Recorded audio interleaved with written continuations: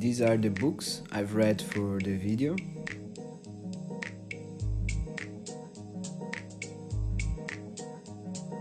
And these are all my notes that I made for studying and preparing for this video.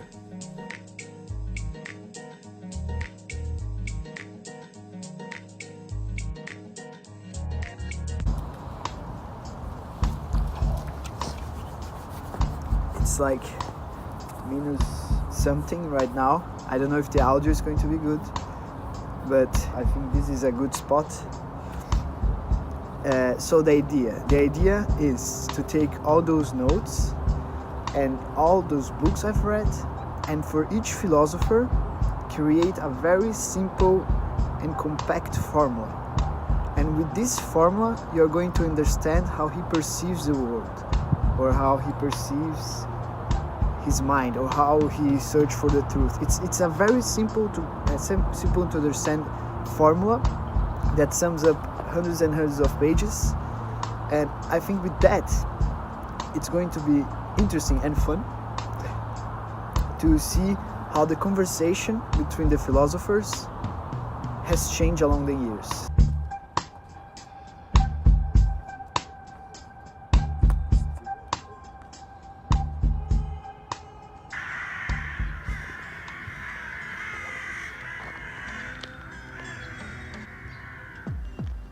So the first philosopher, I'm sorry for the mess.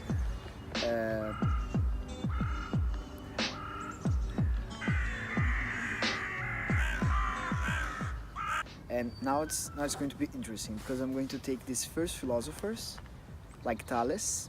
It's one of the first I've studied, and I think one of the first philosophers that have ever lived. And what I'm going to do is to sum up all his writings and all his beliefs. What I'm going to do is to sum up all his beliefs in one very simple formula. And this same formula will work for other philosophers, like Anaximander, Anaximenes, Heraclitus. All of them will use the same formula. I'm just going to get a better background. This is Thales, and this is the formula that I created to sum up his ideas. And by that I mean visual perceiving plus a pattern equals to a primary substance. I will give an example. He said that he saw water in blood, he saw water in moisture, he saw water in the ocean. So by acknowledging this pattern, Thales understood that the primary substance of the world was water. Anaximander, on the other side, is one of the most obscure philosophers that we know of. And he found an answer to the primary substance as being infinite. So he saw around him a pattern of infinite possibilities, and by that he said that the primary substance of the world is this infinity that he called aperion. Having the same formula in mind, Anaximenes saw that everything that breathed air had life. So, acknowledging this pattern in the world around him, he presumed that the primary substance of life and the world would be air.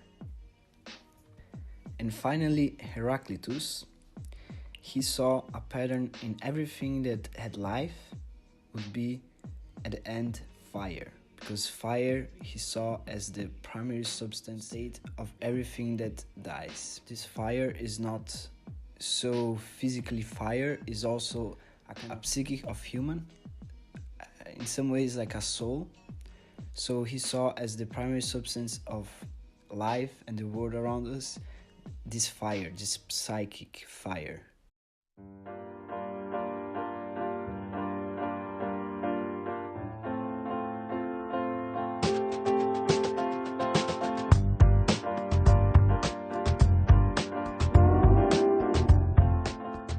And then came Empedocles and said that the formula that the previous philosophers were using were missing a lot of elements. So he proposed the following formula. He saw a visual pattern, identify 4 basic elements, those being water, fire, air, and earth, and 2 types of forces influence those elements to create life and originate the world around us.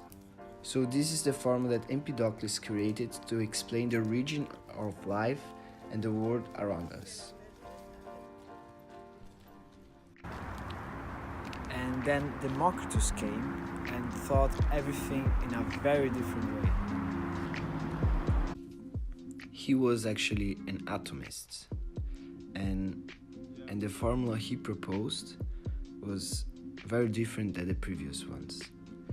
He said that there were atoms, and those atoms were influenced by a mechanical necessity, and this mechanical necessity would arrange the world around us.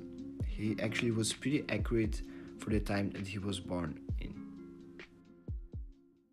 So then came the sophists, and they focused on a very different subject of philosophy. And by the way, many of the today philosophers are very similar to the sophists of that time. There were actually many sophists, and what they were famous for is to accept money in exchange of teaching, virtue, or knowledge. And the formula they used was first arguments, so a technique of rhetoric, plus a persuasion would bring the truth. So there was not so much word in the final result, but a lot in how you persuade and how you convince the other one that what you're saying is actually wisdom and the truth. So this is actually the way that the sophists found to find an explanation to the world around us with this formula. And with this discussion going on, Protagoras introduced the following statement. He was actually also a sophist, but he saw a lot more of relativity to the perception of humans than all the other ones. And by that I mean that he created the following formula. He said that each individual perceived his own truth. And quoting him, he says that man is the measure of all things, giving a lot more of a relativity to philosophy that has ever existed. And this is going to generate a lot of discussion with Socrates. But that's for another video. And this is the formula that he used to explain and to acknowledge the world around him with individuality, relativity, and truth as being liquid for each individual.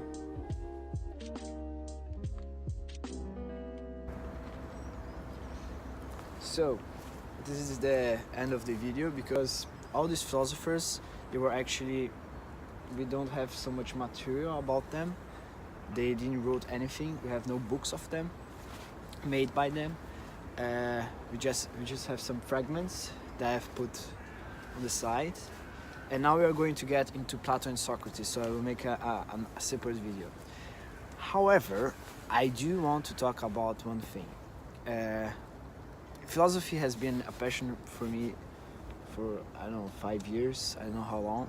Every single day I study hours, for hours, these books. I even have like a map where I control if I'm studying every single day precisely. And the thing is, I want to create something with this channel. I'm going to create a Patreon. The idea of the Patreon, the idea of getting money into this channel is the things I will need to, I really want to invest in is microphone, technical stuff, so microphone, tripod, those stuff. I want to meet also other people that have this passion, and I want to discuss a way that we can share philosophy in a better way, because I want to share my process. I've created a mind map. This is an old version of it. I lost it. My computer broke, so I lost everything. but I want to share this process to bring more people to this true philosophy that's not self-help. You're not going, yeah, maybe you're going to find a new way to understand your life, but nowadays I only see philosophy as a self-help advertisement, and people trying to get recognition and selling as a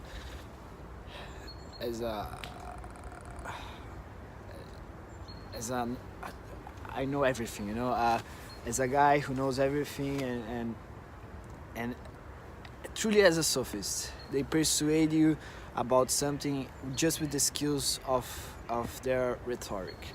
They're not practicing truly the experience of philosophy, and by that I mean the mind exercise of searching for truth. The mind exercise that those formulas brings that I show you until now. Those formulas are not supposed to persuade you.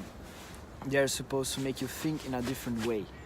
They are supposed to make you understand the world in a unique way. They're just like computer systems that improve every year. And nowadays I only see improvement in how you advertise this computer. But the system of this computer is a metaphor. The system of this computer, it's not being studied and developed. That's the ambition of this channel, on the passion of philosophy that I've kept to myself for a pretty long time. So I will truly try to make this worth it, and I really hope that I can get some attention. I tried actually 5 times already with different videos, but they were videos that I didn't invest so much time. This video I invested a lot of time to make. So yes, I leave the link now. Patreon, I have an Instagram account, can leave it there with some photos that I take, and that's all. This is my channel, Zuliar.